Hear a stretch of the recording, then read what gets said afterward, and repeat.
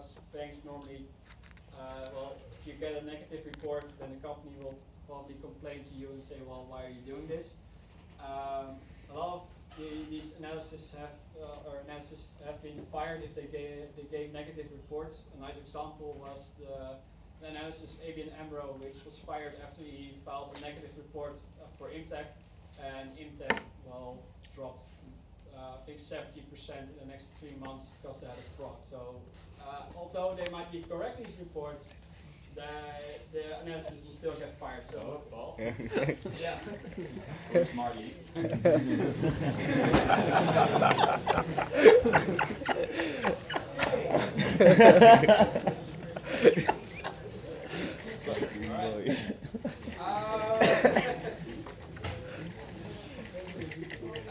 Also, these companies' reports, and especially the yearly reports, have some kind of information what the company itself will expect for the next couple of years. So they give information about the risk they expect the next year. They give information about what their expected sales are, what their assumptions are for the next couple of years, and this can be quite helpful for your analysis. So for instance, if an oil company has an expectation of the oil price for the next couple of years, and its oil price changes, well, that's obviously going to have a huge effect about the performance of this company and about the products they want to do. So take this into account as well. Yeah, of course, there are some sites like Seeking Alpha which can tell you something more about the expectations of other investors and why they're investing in these kind of companies. And also the big four consultants also bring out reports about certain industries which they are, what are they expecting about the industry. Right? Okay, so now, for those of you who have already been to the Introduction Academy number 3, did there an academy on how to make a proposal.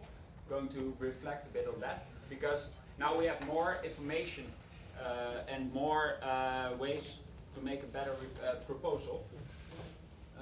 The basic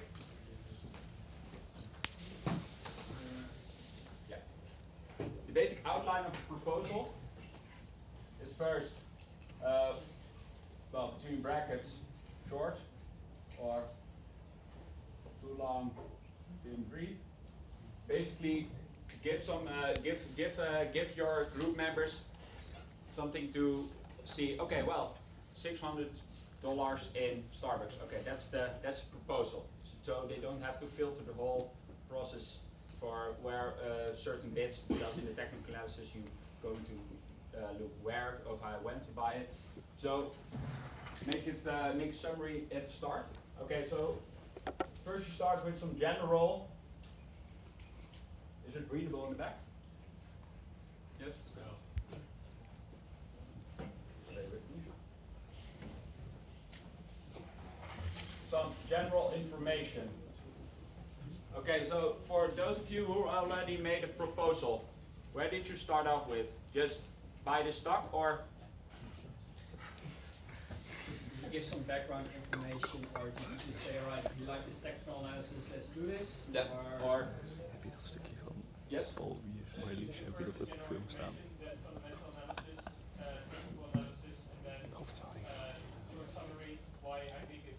Yeah.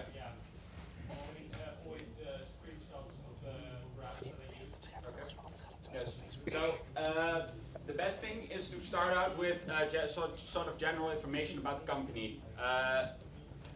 Well, if it's a company like Tesla, or a lot of people know that company, all right. So you can give some nice little facts.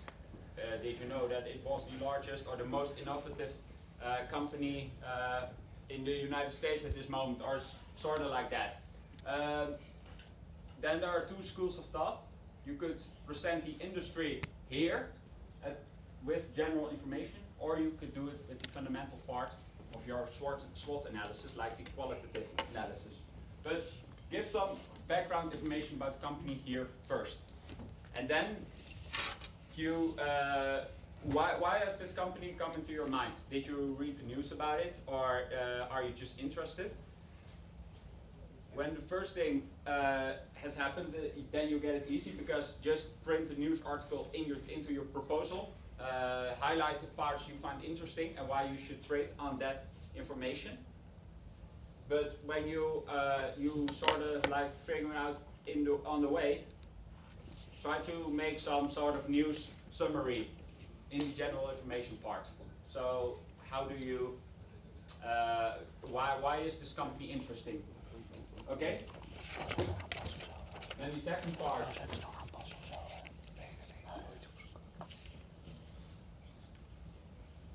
Is the fundamental analysis? Go on, guys. Oh, really? Shake. Zo makkelijk. Okay. So the fundamental analysis consists of two parts. We have the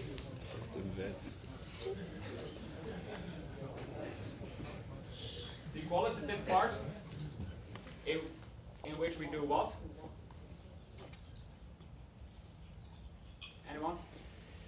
We've had 2 lectures about fundamental analysis. What were And the the workbook. difference between those 2 lectures? What did we do in the first part? Qualitative analysis. Where's every... Yes. Okay, so the SWOT analysis, port 5 forces, maybe the port value chain analysis. Get a grasp of how the company is located in the industry. You could present the industry information here. And what are its strengths, what are its weaknesses. Also, the business model of a company is presented here. What does the company do differently than its competitors? What does it do the same as its competitors? What makes the industry overall interesting for at the business point of view? Okay, so then the quantitative.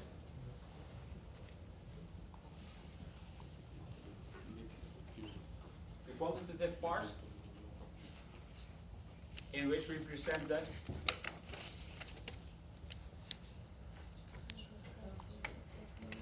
Yeah, the numbers, right. So the filtered down version of the financial statement, maybe a cash flow or a balance sheet. Only the things that are very interesting, because the information you could give links where you find the information, but it could become a really big report when you just copy paste all the information in your proposal. You could do it, but do it in the appendix. Otherwise, it will be very hard to read the whole proposal. Okay, so you could give here the ratios. What are the ratios saying? How are they absolutely? How are they relative to other companies or relative to their past performance? Alright, so Yeah. next. Now you have your fundamental analysis. Most of the time this is your core of your entire analysis. Yeah. And now you want to buy the stock. And this is where technical analysis mostly comes in.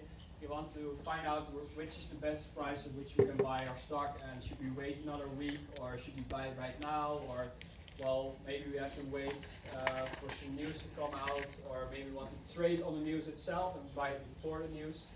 And this is where technical analysis comes in, and like you learned 2 weeks ago, and we'll learn you again in January, where we have a second lecture about technical analysis. And you use your technical analysis, you show your group, alright, this is the moment where you want to get in. So, alright, if it's above the trend, and while we're waiting for the trend to go back inside the trend, well, alright, maybe we have to wait a week. Alright, that's completely fine, hopefully it was also with your group. And you show some graphs in your group, you draw your resistance line, you draw your trend lines, you give your indicators, and you give the technical analysis to your group. And the next part you actually do is, well, when you're investing in a stock, you need to have a certain goal. And this goal is very important for your investors, because they want to know how much return they can get.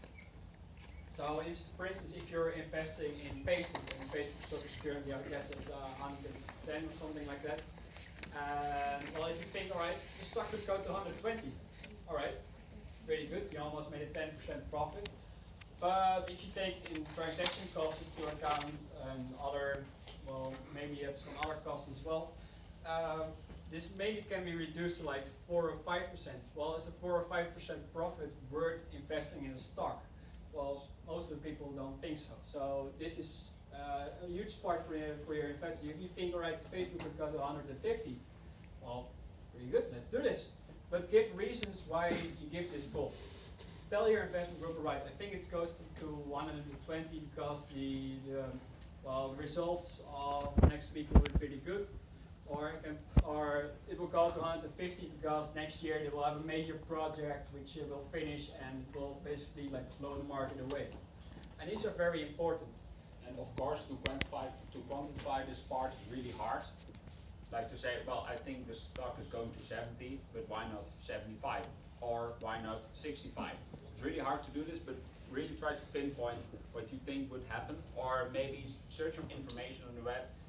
Other investors most likely have also performed an analysis on a certain stock, and there you can maybe reflect your ideas with their ideas and maybe get a consensus about where the stock is going.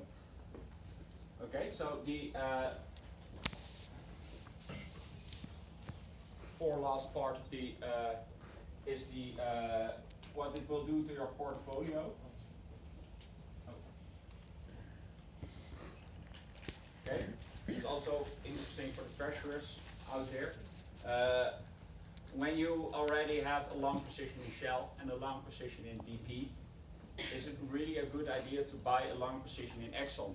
Well, maybe the whole industry is going up, but why not buy another product for that when you want to trade in the whole industry? What you basically have then is a large exposure to the oil industry. And that may not be what you want, because when there is some trouble steering in the industry, who knows what's going to happen to your portfolio. So think about, at a certain point in the competition, you have a large portfolio with maybe 4 or 5 stocks. Think about how the stock you want to pitch fits in the portfolio. Also, you shouldn't have a lot of short in your portfolio, but also not too much long.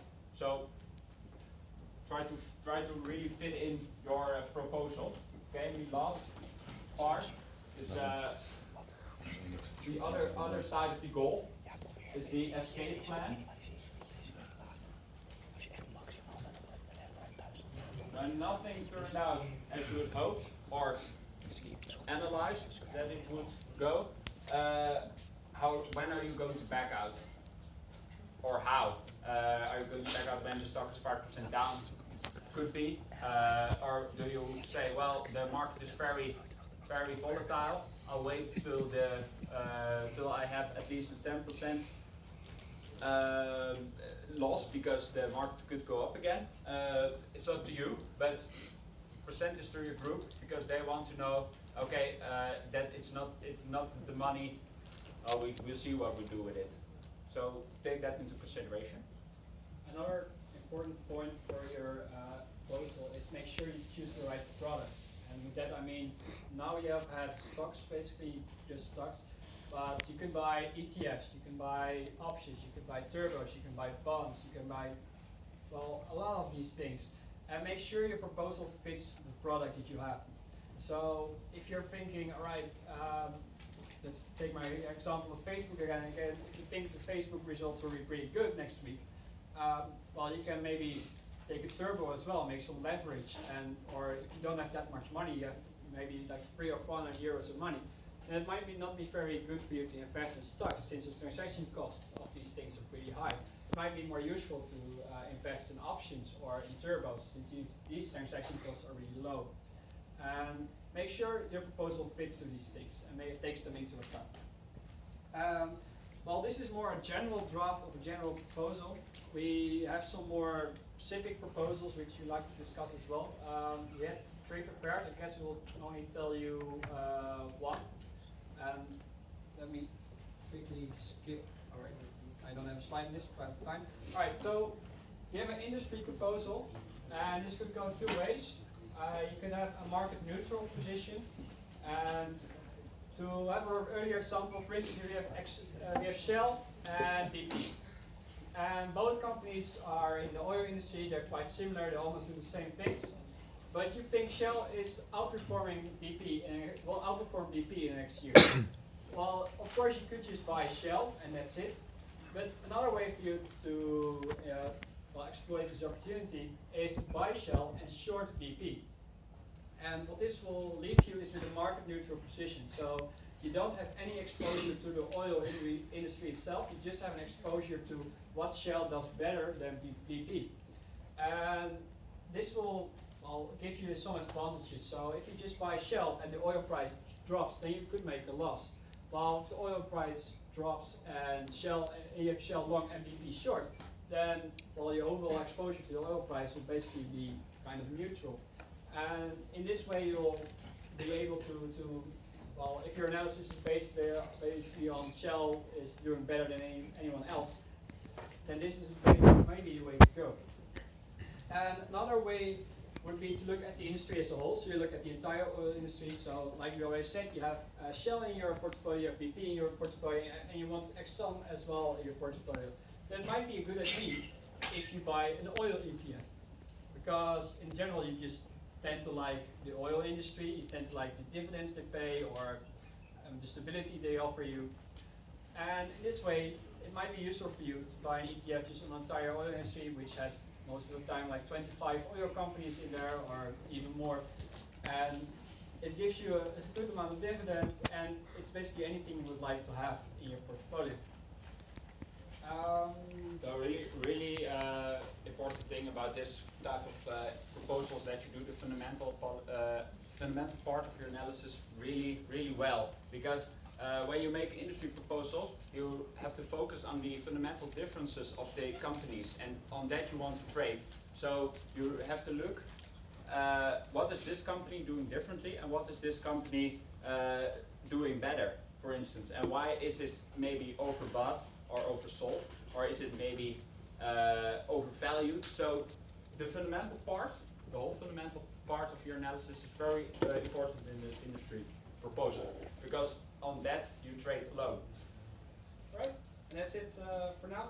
I think we'll start again at 6, so be sure to come back. Cool.